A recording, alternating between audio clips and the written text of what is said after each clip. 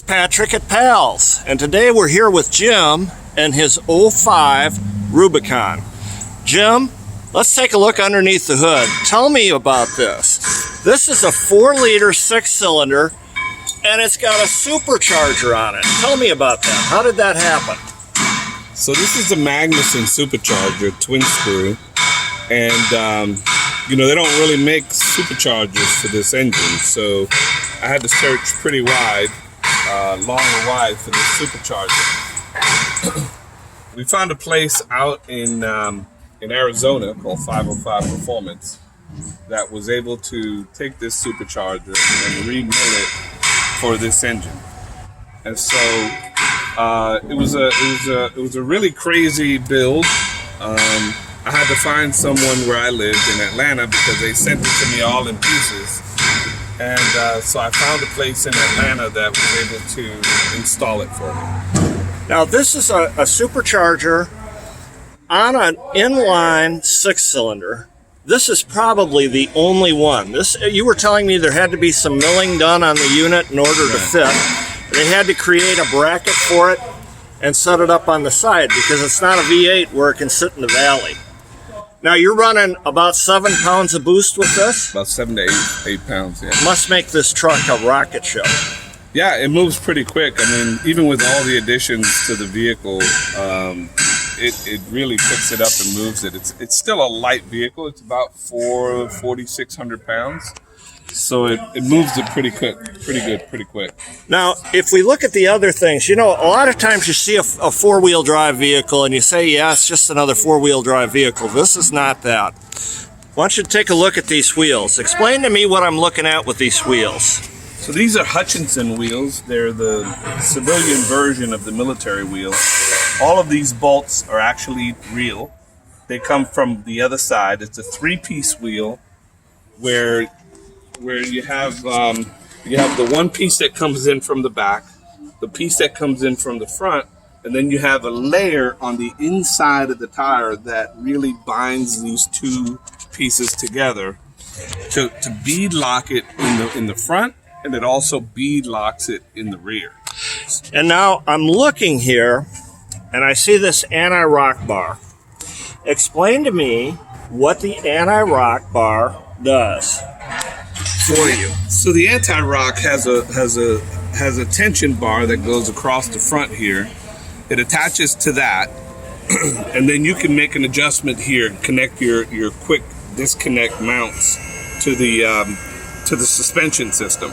Typically, you would have to, when you go off-roading, you have to disconnect this bar here and bring it up to the top. With the anti-rock, you don't have to take this bar off at all. It always stays on, whether you're riding highway, whether you're riding off-road, whether you're rock crawling, whether you're doing mud. This tension bar here, this sway rock, will move up and down with your system, holding it nice and steady. We have it in the front and we have it in the rear. The only difference is these are made by anti-rock. The ones in the rear are aluminum, a bit stronger, and they're made by Genrite. And so back here we've got the same system. We've got the bar right here and the rod, and it hooks up to the stabilizer. And the reason to do that is so that these springs can extend fully and give you full travel on the wheels, right? Yeah. And folks, if you look at most 4-wheel drives, when they go over a large obstacle, a rock or what have you, usually the rear wheels are off the ground. With this system, the rear wheels will stay on the ground for full travel of that rear shock. Now, you were also telling me about these rear shocks. Tell me what they are. Tell me how they work. What's the deal with those? So we were going to put King shocks in, but King shocks didn't really go with the color of the Jeep, right? We didn't want to put the blue and because they're blue and silver. They're blue and silver, and they won't change their color. So we found a place in Mexico that actually manufactures similar shock, right? Right. But their colors are red and black. Mm-hmm. We had them custom sized, mm-hmm. and then delivered here along with the entire bracket that gets welded onto the frame of the vehicle. And you were telling me that the shocks are from Mexico. The lift kit is actually from Puerto Rico. The lift kit is a Rusty's lift kit. It's made here in the U.S. Okay.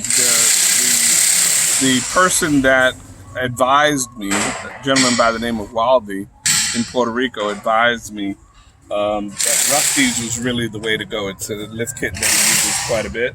Okay. And so, and as you can see, it's solid. It's pretty thick. Mm-hmm. And it's really stood the test of time. Yes, it looks great. So I think what you're telling me, Jim, is you can find all the parts and pieces, but if you don't have the craftsman to put it together, it doesn't turn out right. Yeah, exactly, right. So we had this work done. The suspension was done in Atlanta Off-Road Toys. A gentleman by the name of Donald, which owns the business, did the work himself, and he was consulted by Waldy over in Puerto Rico. Mm-hmm. Mm-hmm. The interior was done by Monster Customs in Atlanta. Full Corbo seats, fully relined with leather. The center console was also relined. It's got two safes, the one in the center console, and the glove compartment was converted into a solid steel safe as well. And of course, the speakers are made out of Kevlar, so that they're pretty much indestructible. Kevlar speakers in the front, Infinities up top. And if you come around here, you'll see it has a JBL custom subwoofer in the back, along with our air ride. Air tank. Air tank for the air ride. And one more thing before we go, folks. You look at this vehicle and you think, well, it's a standard ride length, but it's not. The rear wheels have been moved back about 6 inches. Take a look at that. If you look at it from this angle, you can see it. They're moved back. And also, remember, your evaporator box is right here for the fuel tank. That's all gone now. That's been moved away so that you can truly take this off-road. The extra 6 inches does a lot to stabilize the vehicle, doesn't it? And we had to cut the fender in order to do that as well. Well, Jim, thanks for taking the time with us. There's so much more we could talk about this Jeep. We could spend all day on it. It's really a work of art. I really thank you for bringing it in.